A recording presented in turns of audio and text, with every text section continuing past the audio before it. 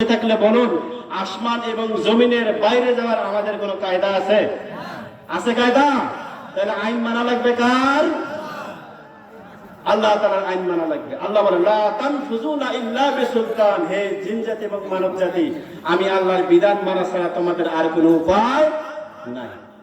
4 নম্বরে যাদের নামাজ আল্লাহ তাআলা কবুল করে না তারা হলো ওয়া রাসূলিহি, নবী রাসূলদের প্রতি যাদের বিশ্বাস নাই। আল্লাহ রাব্বুল আলামিন বলেন, লাকাদ কানা লাকুম ফি রাসূলিল্লাহি উসওয়াতুন হাসানা।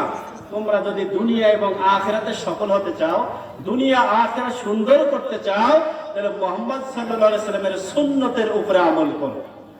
আল্লাহ তাআলা নবীদেরকে যে গুণগুলো দিয়েছেন, রাসূলদেরকে যে গুণগুলো দিয়েছিলেন, তার মধ্যে উল্লেখযোগ্য দুটি দিক হলো আল্লাহ তাআলা তাদেরকে উত্তম চরিত্র দান করেছেন এবং তাদেরকে কিতাব দিয়েছেন। 5 নম্বর, যাদের নামাজ আল্লাহ তাআলা কবুল করেন না তাদের পরিচয় হলো ইয়াউমিল আখির, পরকালের প্রতি যারা বিশ্বাস স্থাপন করে না। আমাকে একদিন এই দুনিয়া থেকে বিদায় নিতে হবে, এটা হলো দুনিয়ার অস্থায়ী একটা জীবন, পরকালে আমার একটা স্থায়ী জীবন আছে। এই পরকালকে যারা বিশ্বাস করে না, আল্লাহ তাআলা তাদের নামাজ কবুল করে না। পরকালটা কেমন হবে? আল্লাহ রাব্বুল আলামিন বলেন, ইয়াউমা ইয়াকুমুর রূহু ওয়াল মালাইকাতু সাফফান লা ইয়াতাকাল্লামুনা ইল্লা মান আযনা লাহুর রাহমানু ওয়া ক্বালা সাওয়াবা।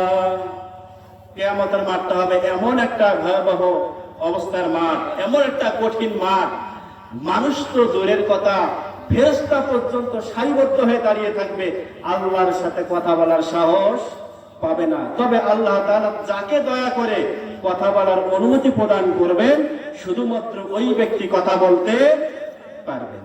সম্মানিত উপস্থিত ভাই ও বোন, 6 নম্বরে যাদের নামাজ আল্লাহ তাআলা কবুল করেন না তাদের পরিচয় হলো যারা ভাগ্যের ভালো মন্দের প্রতি বিশ্বাস স্থাপন করে না।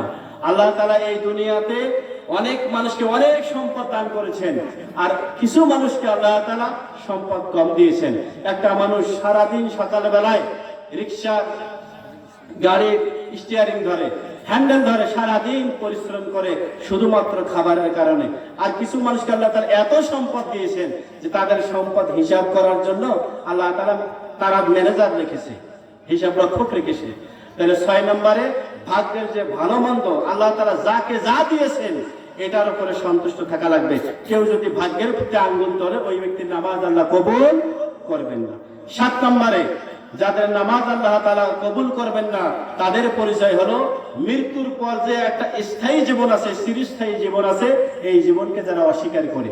দুনিয়া এটা হলো একটা অস্থায়ী জীবন, ক্ষণস্থায়ী জীবন, পরকালে একটা স্থায়ী জীবন রয়েছে। এই পরকালকে যারা বিশ্বাস করবে না, আল্লাহ তাআলা তাদের নামাজ কবুল করবেন না। 8 নম্বর হলো নিজ পিতাকে যারা অস্বীকার করে, নিজ পিতা মাতাকে যারা সম্মান করে না। সম্মানিত উপস্থিতি, আল্লাহ রাব্বুল আলামিন বলেন, ওয়াকাযা রাব্বুকা আল্লা তা'বুদু ইল্লা ইয়্যাহু ওয়া বিল ওয়ালিদাইনি ইহসানা। আমি আল্লাহ তাআলা ইবাদতের পরে তোমরা তোমার পিতামাতার সাথে সদ্ব্যবহার করো, উত্তম ব্যবহার করো। তাহলে পিতামাতার হক কেউ যদি যথাযথভাবে পালন না করে, সে 5 ওয়াক্ত নামাজি হলেও আল্লাহ তাআলা ওই ব্যক্তির নামাজ কবুল করবে না। সম্মানিত উপস্থিতি, আমি যখন এই মাহফিলে আসি, আমার একটা পূর্ব প্রস্তুতি ছিল যে আমি আমার শ্রোতাদেরকে আজকে এই বিষয়টা শোনাবো। তো আমি যে 8টা কারণ আপনাদেরকে বললাম, এই 8টা কারণ আমরা এড়িয়ে চলে বাস্তব জীবনে আমল করার চেষ্টা করব। আল্লাহ তাআলা বক্তা শ্রোতা উভয়কে এর উপর আমল করার তৌফিক দান করুন, আমরা সকলে আমিন। সম্মানিত উপস্থিতি, আমি যখন আসি, আমি রেডি হচ্ছি, এই আলোচনাটা আমি ঘরের ভেতরে একটু প্র্যাকটিস করতেছি।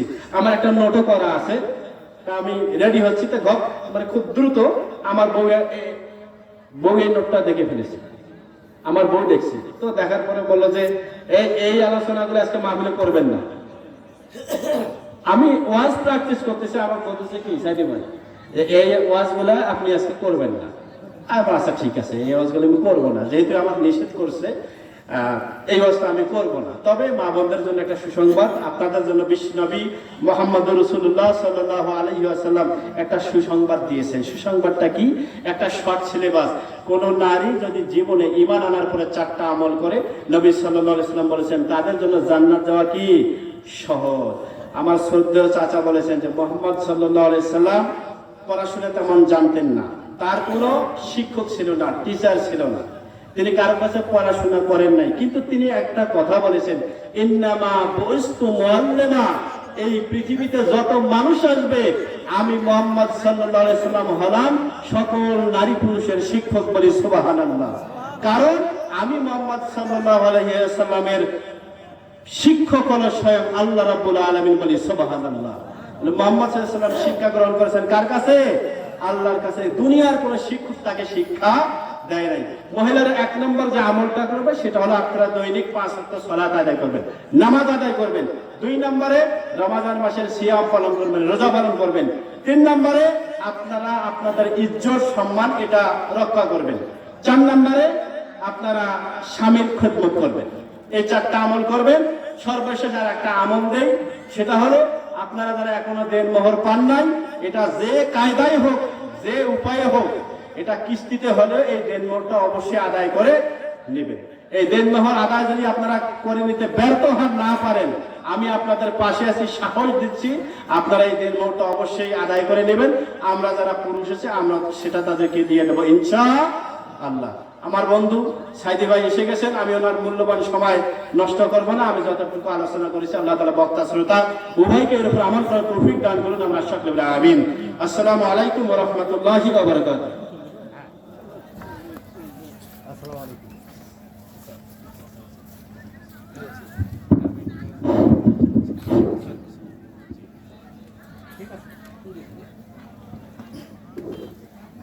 আলহামদুলিল্লাহ সুম্মা আলহামদুলিল্লাহ।